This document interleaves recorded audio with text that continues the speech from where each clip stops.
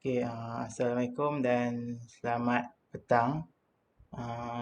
Kumpulan kami akan membentangkan tajuk yang bertajuk isu dalam pembangunan luar bandar yang memfokuskan tema ekonomi.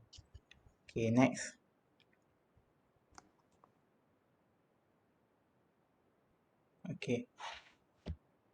Malaysia adalah sebuah negara yang membangun. Pembangunan Malaysia dapat kita lihat melalui tahun demi tahun yang merupakan pembangunan drastik dalam aspek teknologi pembangunan sosial bermula daripada Tengku Abdul Rahman yang merupakan Perdana Menteri yang pertama. Pembangunan ekonomi adalah proses di mana kesejahteraan ekonomi dan kualiti hidup sebuah negara, wilayah, komuniti setempat atau individu dipertingkatkan mengikut matlamat dan objektif yang disasarkan. Pembangunan luar bandar di Malaysia telah diperkenalkan oleh Tun Dr. Mahathir pada 27 Jun 2019. Pelaksanaan dasar ini di bawah tanggungjawab bersama Perdana Menteri dan juga Menteri Pembangunan Luar Bandar, iaitu Datuk Seri Rina Harun. Datuk Seri Rina Harun berkata mengenai dasar ini adalah pelaksanaan dasar ini mampu menyokong Malaysia ke arah negara maju 2025 dan berpendapatan tinggi serta visi dasar ini ialah kesejahteraan luar bandar. Kesejahteraan luar bandar sedang merancang untuk merealisasikan program pembangunan luar bandar yang eksklusif bagi menentukan kehendak jangkaan dan keperluan rakyat. Visi ini juga tertumpu pada melahirkan masyarakat yang sejahtera dalam pelbagai aspek kehidupan sosial, ekonomi, budaya dan alam sekitar. Teras pertama dalam dasar pembangunan luar bandar ialah ekonomi yang berdaya saing dan mampan. Dalam teras ini, kerajaan akan memberi tumpuan kepada sumber ekonomi yang dimiliki oleh penduduk luar bandar. Teras kedua ialah menambah baik sistem pembiayaan atau sistem bantuan kewangan dan bukan kewangan dan sistem sokongan luar bandar. Kerajaan akan membantu dalam apa jua bentuk bantuan, sama ada dalam bentuk kewangan atau bukan kewangan, kepada usahawan di luar bandar untuk mengembangkan perniagaan mereka yang lebih meluas, seperti bantuan kewangan serta bangunan dan kemudahan perniagaan.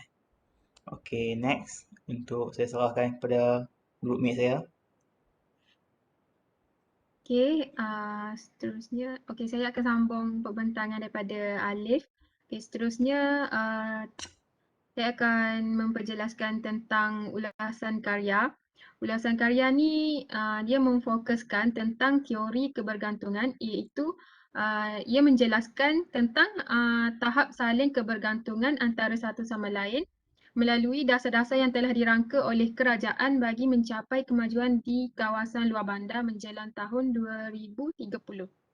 Seterusnya keistimewaan luar bandar dalam sektor ekonomi iaitu dalam sektor pertanian, perikanan, pelombongan, industri desa seperti IKS yang menawarkan banyak peluang pekerjaan di samping dia mengasah bakat dan kemahiran anak muda.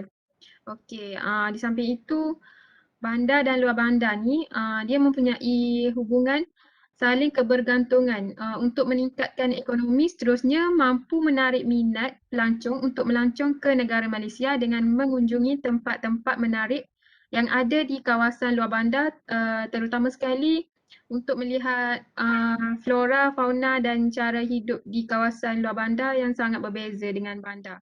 Contohnya bandar tu ada pembangunan yang tinggi-tinggi. Bandar ni dipenuhi dengan flora dan fauna. Next saya akan serahkan kepada pembentang seterusnya.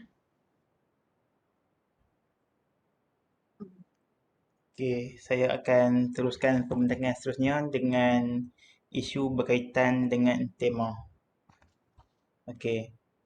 Tema yang dipilih ialah mengenai ekonomi.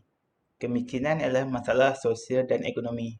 Membasmi kemiskinan masyarakat adalah impian semua orang, tetapi realitinya ia masih wujud walaupun di negara-negara maju dari segi ekonomi. Kerajaan mempunyai tanggungjawab untuk membasmi kemiskinan atau sekurang-kurangnya mengurangkan kadar kemiskinan. Bahkan pengurangan kemiskinan adalah tanggungjawab sosial semua orang.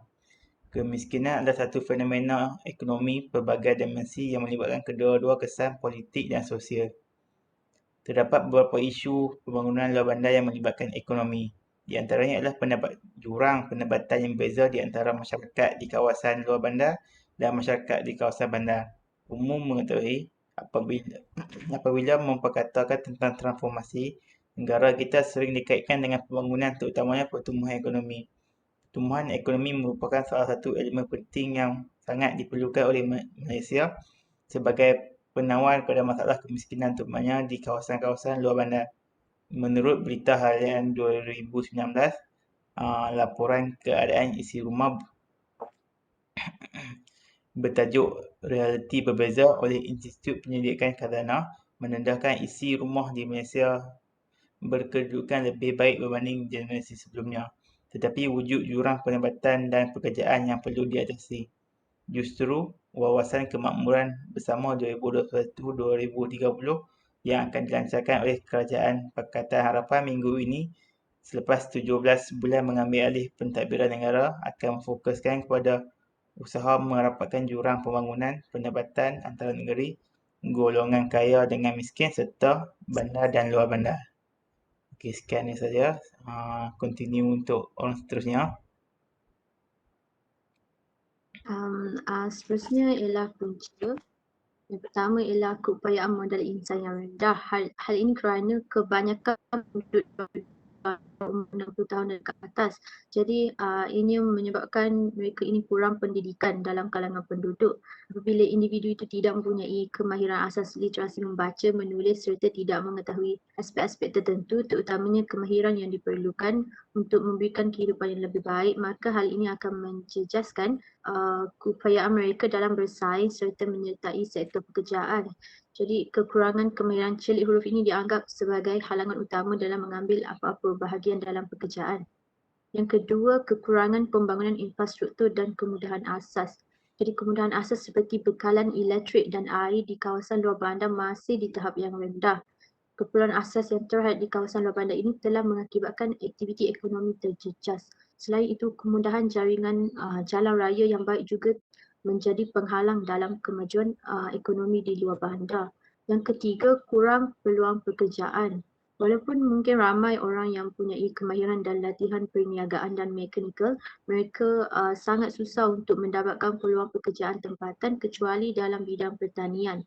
Hal ini secara tidak langsung akan menjejaskan pendapatan tunggal penduduk luar bandar. Selain itu, pekerjaan yang banyak ditawarkan biasanya bergaji rendah dan dalam sektor buruh yang menjadikan golongan beli ini tidak berminat dengan pekerjaan yang ditawarkan. Yang keempat, pertindihan fungsi agensi kerajaan.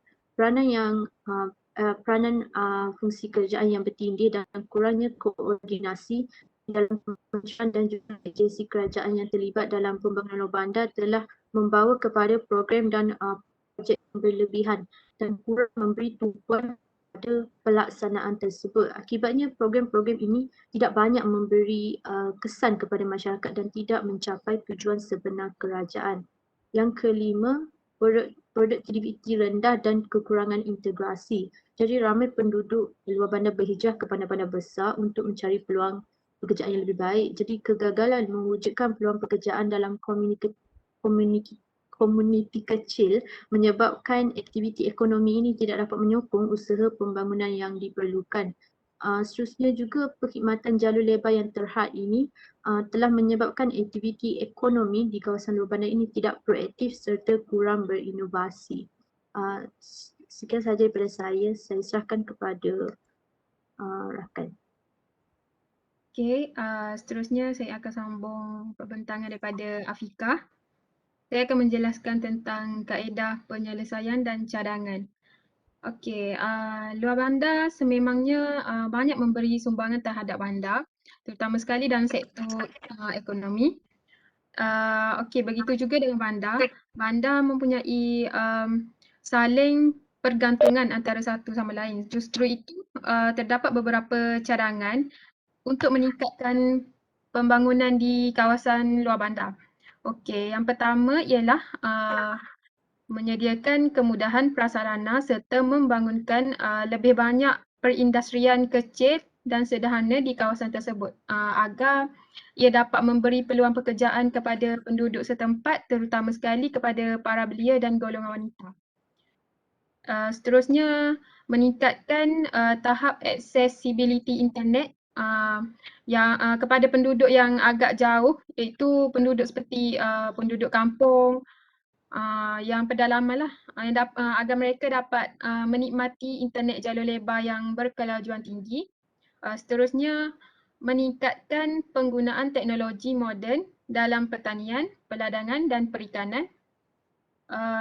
Dan akhir sekali memberi penekanan terhadap sektor pelancongan seperti kawasan pantai, kawasan tempat-tempat warisan dan sebagainya. Okey, seterusnya saya akan serahkan kepada pembentang.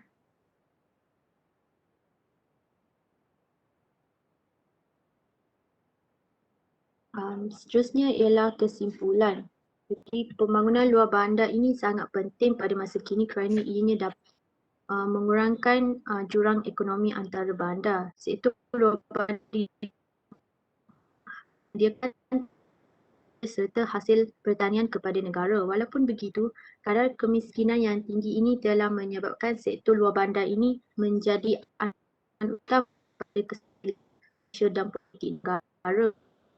Adalah penting bagi kerajaan untuk menjadi produktif dan menyediakan kemudahan yang mencukupi untuk meningkatkan taraf hidup penduduk luar bandar. Pertumbuhan dalam bidang keusahawan dan inovasi teknologi dilihat mampu meningkatkan pertumbuhan ekonomi dan kesejahteraan masyarakat luar bandar. Sekian sahaja daripada kumpulan kami. Terima kasih.